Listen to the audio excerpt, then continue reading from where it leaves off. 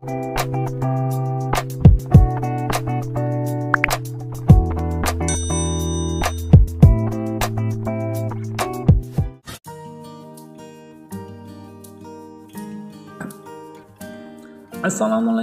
warahmatullahi wabarakatuh, sahabat YouTube semua.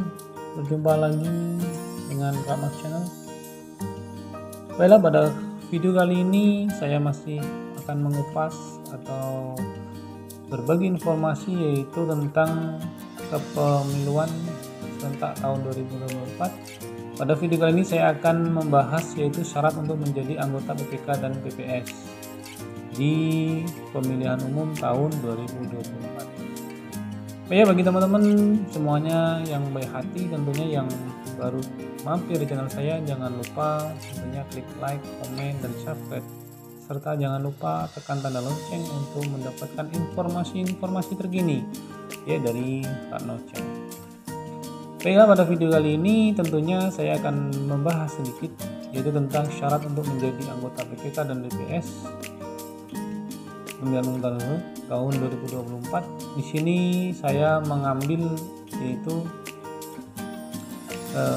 referensi yaitu dari Peraturan Komisi Pemilihan Umum Republik Indonesia Nomor 36 Tahun 2018 tentang perubahan atas Peraturan Komisi Pemilihan Umum Nomor 3 Tahun 2018 tentang pembentukan dan tata kerja panitia pemilihan kecamatan, panitia pemungutan suara, dan kelompok penyelenggara pemungutan suara dalam penyelenggaraan pemilihan umum. Oke, di sini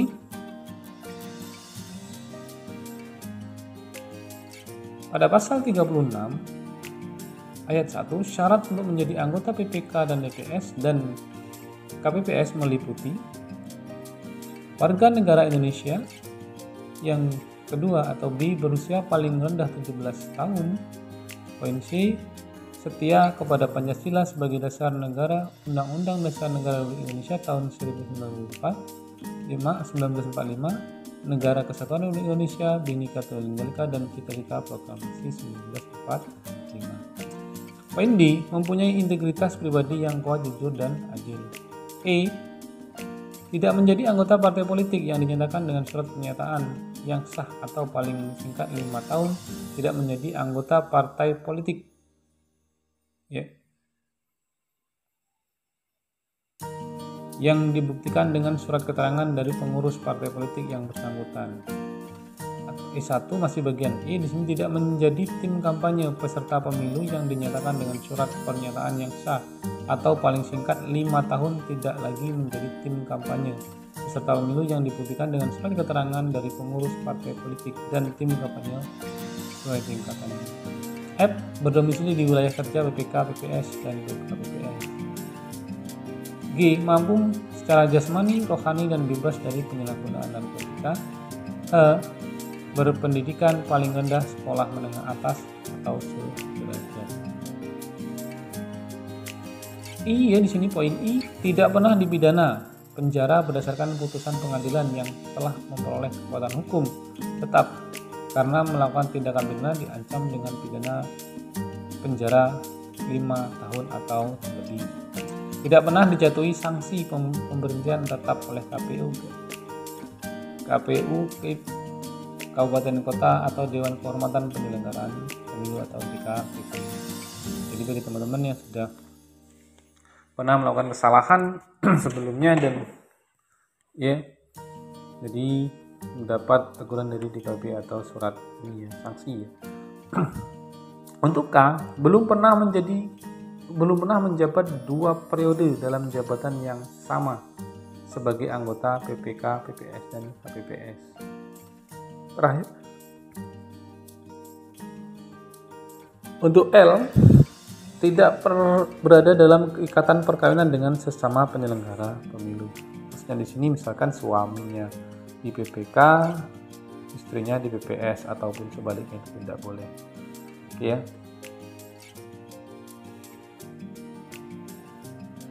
Nah, di sini poin 2 atau ayat 2 ya. Dalam hal persyaratan usia paling rendah 17 tahun, sebagai yang dimaksud pada ayat 1 huruf B, bagi KPPS tidak dipenuhi di wilayah lokasi TPS yang bersangkutan, anggota KPPS dapat diambil dari kelurahan atau desa atau sebutan lain yang terdekat. Jadi apabila waktu pembentukan KPPS yang berumur 17 tahun yang mampu untuk menjadi KPPS itu kurang, maka bisa mengambil dari daerah lain atau desa tetangga.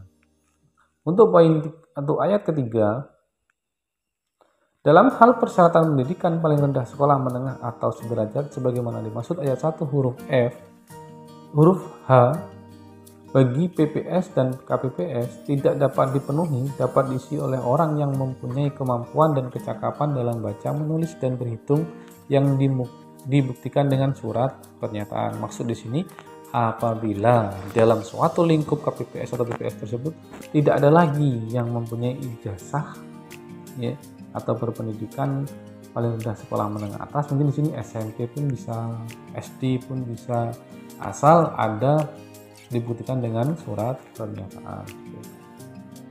Poin 4, perhitungan 2 kali periode masa jabatan dalam jabatan yang sama sebagai dimaksud ayat 1 huruf K, yaitu telah menjabat sebagai anggota PPK PPS selama 2 periode penyelenggaraan pemilu atau pemilihan gubernur dan wakil gubernur, bupati dan wakil bupati dan atau wali kota dan wakil wali kota. Maksudnya di sini misalkan teman-teman awal pertama menjadi PPK itu di gubernur, nanti ketemu lagi gubernur dan itu sudah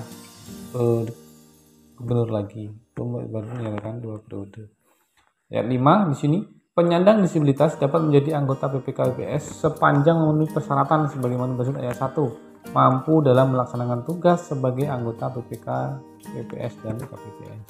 6. Dalam hal persyaratan sebagaimana dimaksud ayat 1 huruf K tidak dapat dipenuhi, KPU Kabupaten Kota bekerja sama dengan lembaga pendidikan atau lembaga profesi untuk mendapatkan calon anggota PPK dan PPS dan KPPS yang memenuhi persyaratan.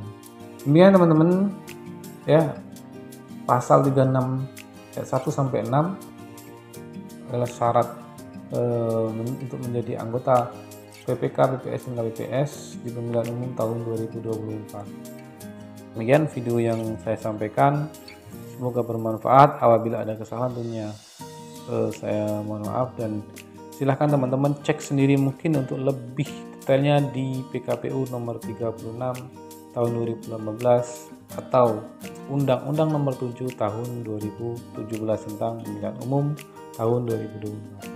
Sekian, terima kasih. Wassalamualaikum warahmatullahi wabarakatuh.